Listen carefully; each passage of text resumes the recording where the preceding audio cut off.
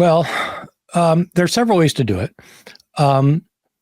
Many readers of the New Testament, of course, would know that in the Gospels, Jesus says that he has to go to Jerusalem and be rejected and be crucified. And that he says things like, the Son of Man came not to be served, but to serve, and to give his life as a ransom for many.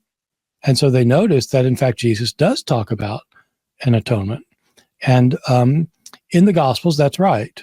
At least in Matthew, Mark, and John, Jesus does talk about giving his life for others. But the problem is that when scholars talk about the difference between Jesus and Paul, they're not talking about the differences between the Gospels and Paul.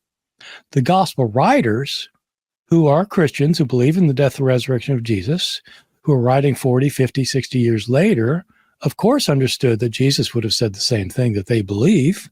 And so critical scholars typically doubt that Jesus was talking about him giving himself as an atonement. But if you think that the Gospels are historically accurate in everything they say, then there's not a problem there. Other people who are a little bit more critical about it would say, look, yes, it's right. Jesus didn't talk about an atonement.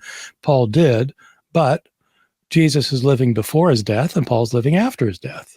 And so it's natural that they're not going to be saying the same thing, because the whole point is his death, and Jesus can't be preaching the salvation brought by his death because he hasn't died yet.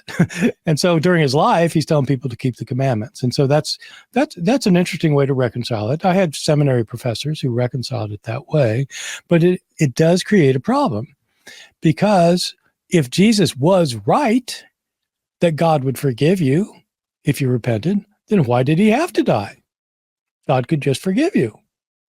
And when you think about it logically, there's no reason God couldn't just forgive you if he wanted to. And so if Jesus was right, then there's no reason for him to have died. And so Paul's theology is rooted in something that happened, but it's not the same theology.